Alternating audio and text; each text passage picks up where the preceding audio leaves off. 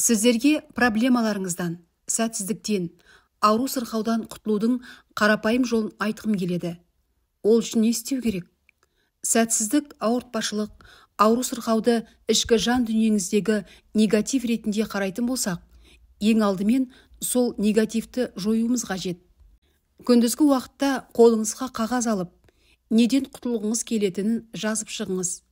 Сәтсіздік, ауру сырқау, тағы да басқа жаманшылықты тізіп жазыңыз.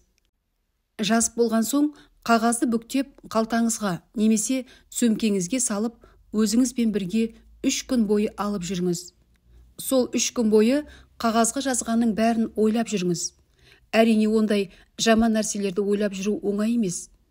Кейбір адамдар өз өміріндегі сәтсіздіктерді ойламауға тырысып, олардан қашып, айналасындағылардан жасырып жүреді.